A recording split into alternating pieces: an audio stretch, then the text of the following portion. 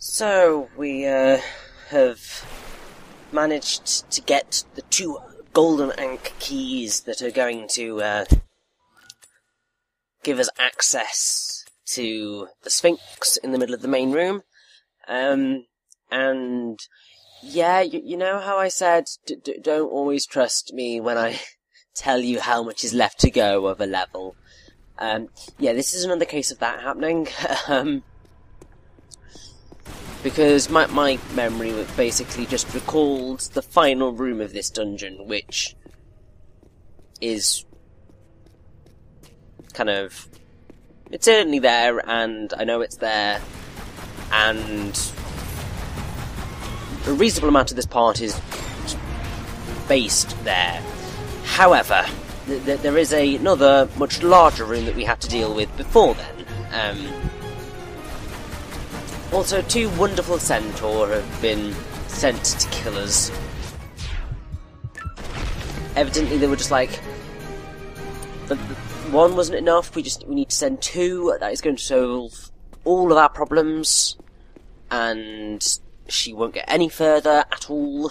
No, I'm going to kind of barge my way through, no matter what you put in front of me.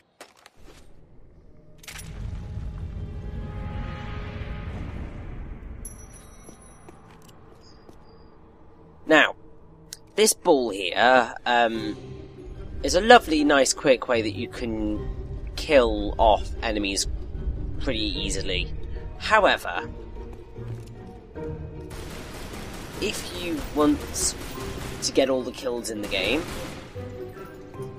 you are going to need to beat these guys with your guns. Because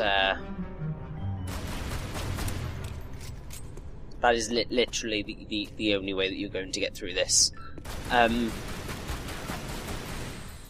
Now, on the door to the Sphinx, you had Ra and Anubis, who are very, very, very important because,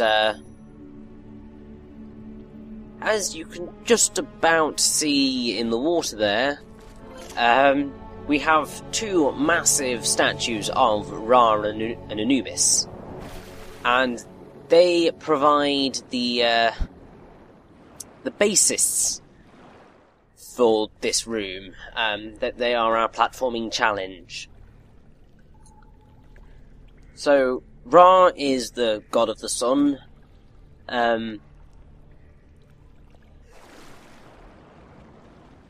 The major kind of cultural centre of Ra was something like Heliopolis or something, where he was identified with the local sun god Amun, so that's how you get Amun-Ra. He's kind of like the originator. The world was created by Ra, essentially, is the general idea, I believe. And then Anubis, which I know more about, is the god of the afterlife, essentially. Protector of the dead and embalming, so he's kind of performs mummification and looks after the dead and departed.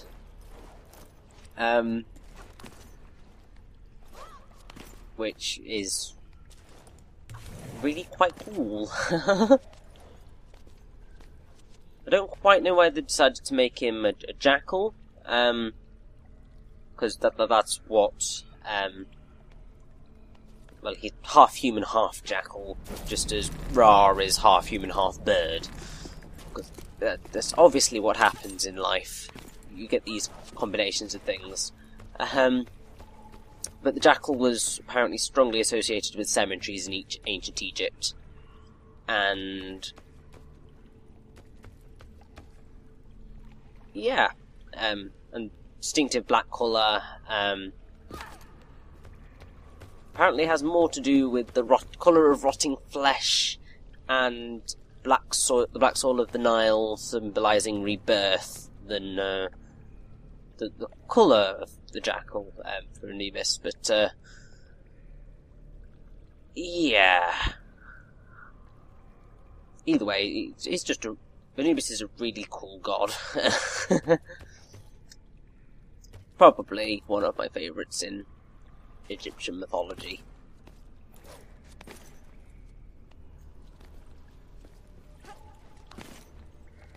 Now, with these two statues, you're going to be doing a lot of climbing up and down them. And there is actually a relic in this room, which you're going to have to deal with. If you, well, don't have to deal with it, but you certainly want to if you want to get the relic. Now this puzzle here is actually quite clever, because basically you need to switch the scarabs to be facing the way that they look on the pictures on the ground. And that first one is quite easy. It's going to get a little bit more complicated come the Ra statue,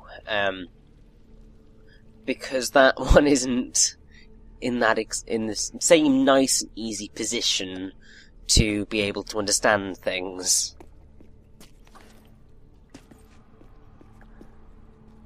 Which is rather amusing, I have to say. Now, I don't quite know why, but I just got really neurotic about ensuring that the scarabs were perfectly in place. I literally have no idea what possessed me, because once you've opened the gate, it's not going to shut again. And it's just like, right.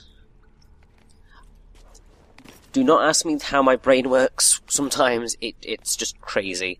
It's like kind of when you have the people who do playthroughs and walkthroughs and so on and so forth, who insist on collecting absolutely everything in the game. Like, by that I mean like collecting every ring in a level in Sonic. That sort of stuff. It's just very unusual. Now, right here I have kind of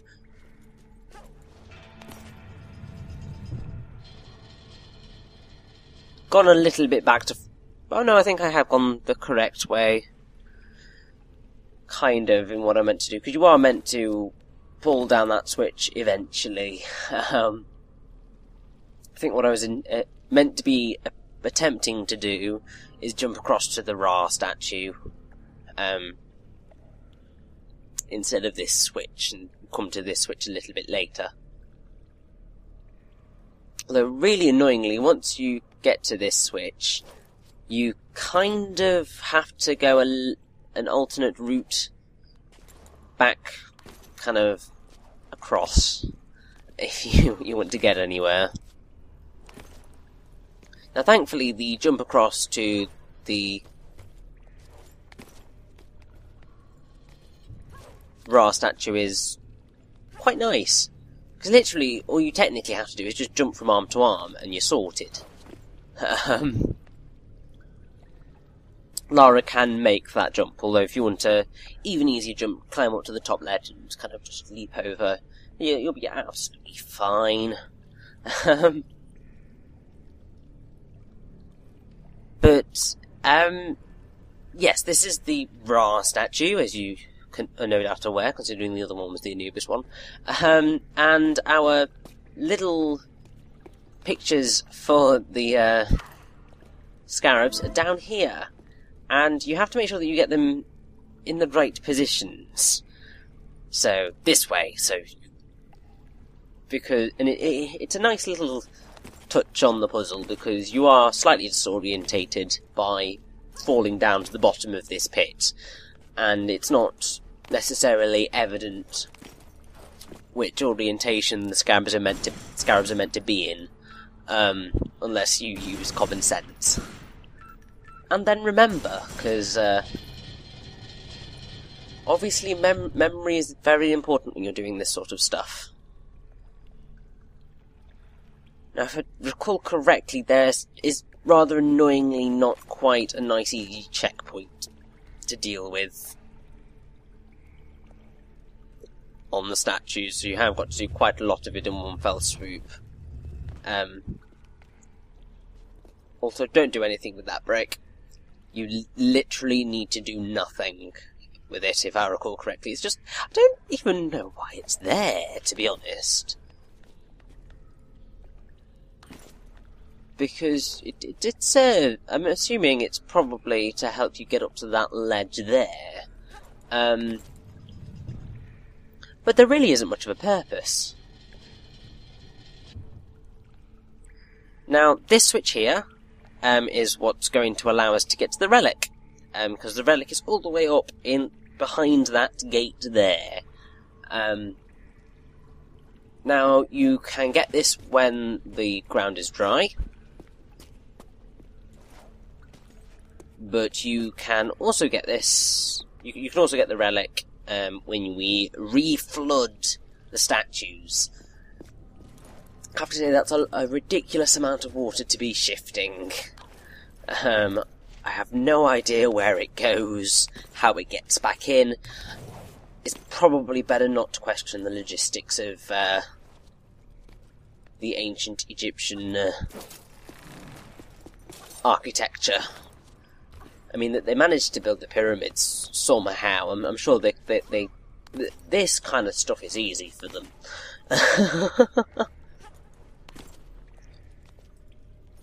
Also, seeing as they were potentially in talks with the people of Atlantis, seeing as their Scions are littered about, I'm sure that with the whole belief that Atlantis was one of the places which had a ridiculous understanding of how can I put it?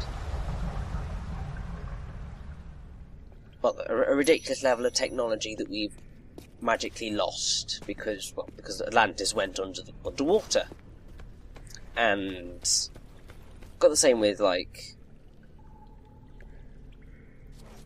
Machu Picchu and that sort of stuff. There are these amazing cultures in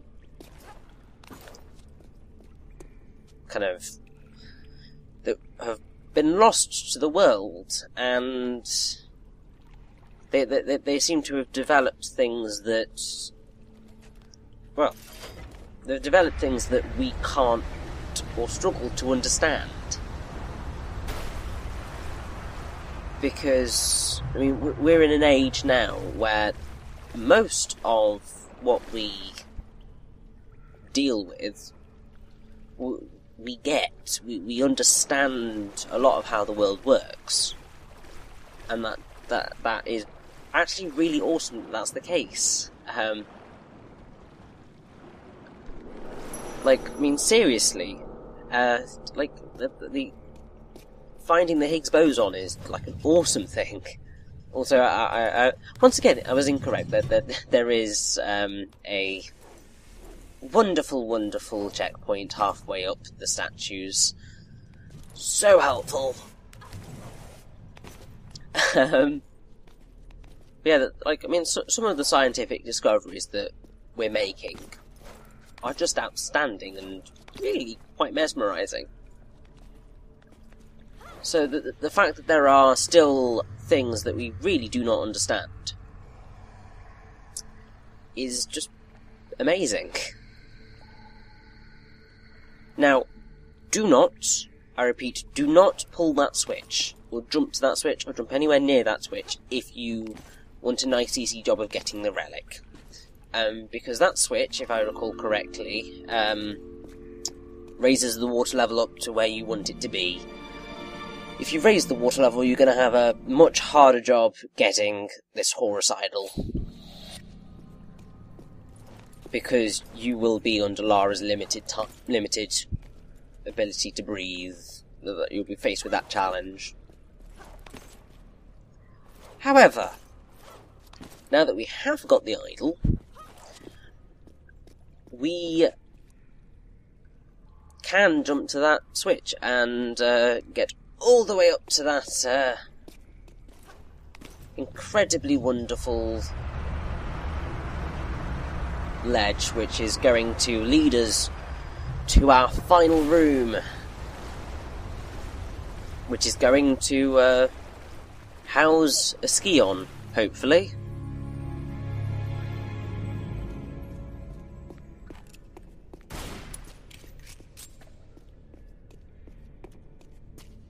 Now I love how that there's just this corridor of silence,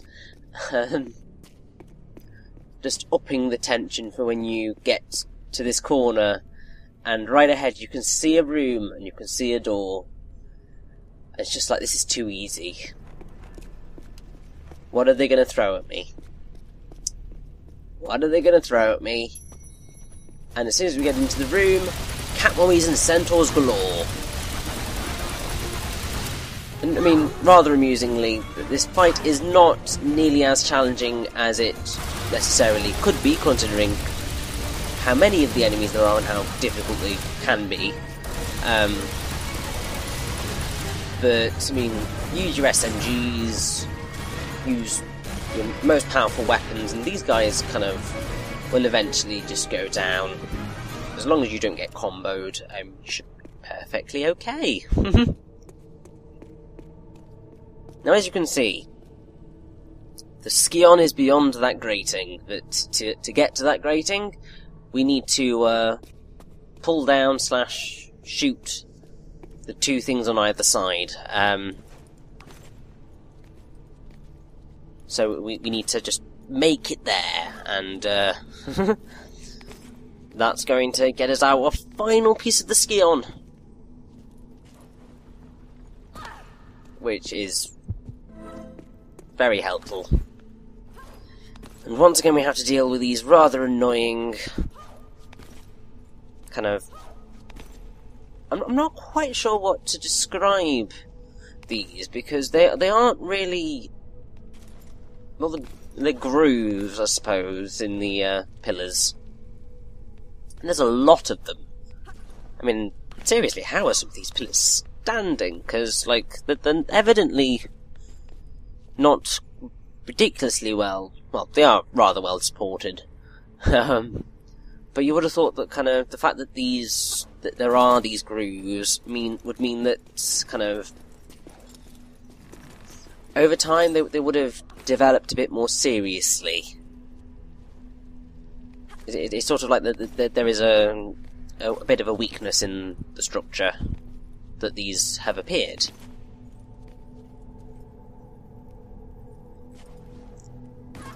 Now, moving over the left side is quite nice and easy, and doing this switch is quite nice. Oh, and that's what we have to do. We have to put in the Scions to get to the last piece of the Scion. Now, I don't think it matters necessarily which piece of the Scion you put into which side. Just for the sake of... Well, just for argument's sake, put Tihokin in that one and Qualopec in the other. But the game will let you know which one you're allowed to put in. It tends to do that, as you saw with the keys. And Lara going, no, no, no, no, repeatedly. I still find that rather amusing, if I'm honest.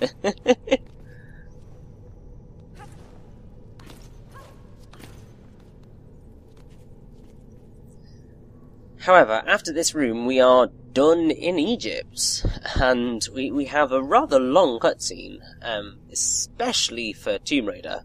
Tomb Raider really doesn't do long cutscenes. It seems to be very much against that idea. At least until you get to the reboot, in which the cutscenes do tend to be a little bit longer. And kind of flow into the gameplay a bit more, which is good, but also the fact that it's more story heavy, I would say. However, we also have an artifact that we want to get, which is just in this little ledge here. Which is just a nice, relatively easy artifact to get, I guess, kind of. They're apologising to us for what they have done in the past with some of the artifacts. Especially the one earlier, that hideous timed one that we had to face in Egypt. Oh my word.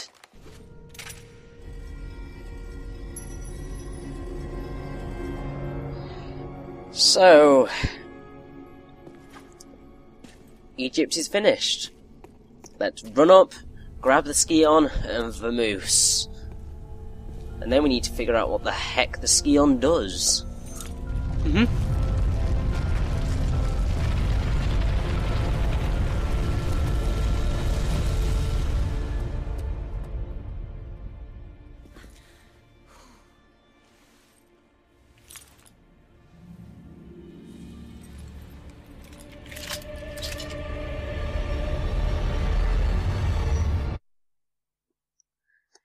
So,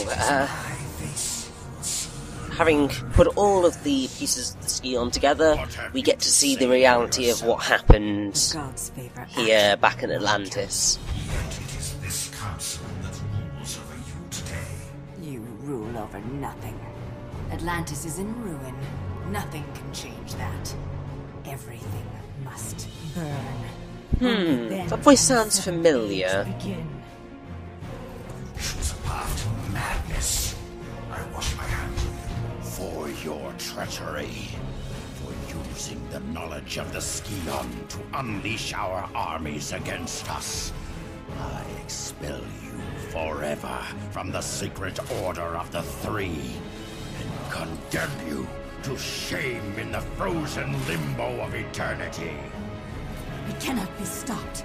The wheels of Cathar are already in motion. Doom will find you both. When I rise from the dust of your bones to finish what I've started. So, yes. Jacqueline Natla was the Queen of Atlantis. And, oh, blemmin' typical. It was you. You were the Queen of Atlantis. Once. And the Scion holds its history. It holds far more than that. All the knowledge of the ancients. Things none of you could even comprehend. What is the Seventh Age? How far are you willing to go to find out, Lara? Not far enough, I'm afraid. Kill her quickly. We have work to do. I'm gonna enjoy this. Enjoy watching.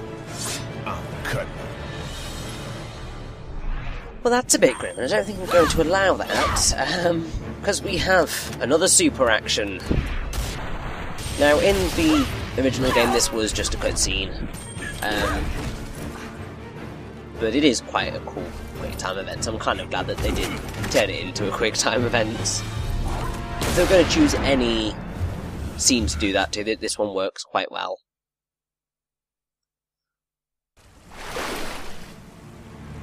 But yeah, Natla was the Queen of Atlantis, she's taken the Scion, and we've got to follow her. We're not going to miss out on finding out about what the hell's going on with Atlantis and the Scions. No way. Come on, Lara, show off your amazing motorbike skills. And catch up to that boat. Now, this cutscene is changed ever so slightly because what happens in the original is that two of Natla's henchmen are looking away, and then Lara sneaks kind of in, whereas here they've gone inside and she sneaks on. This version does make more sense, I will give it that. But there we go, it's the end of Egypt. It's time to head to the final major level of Tomb Raider Anniversary. Let's do this.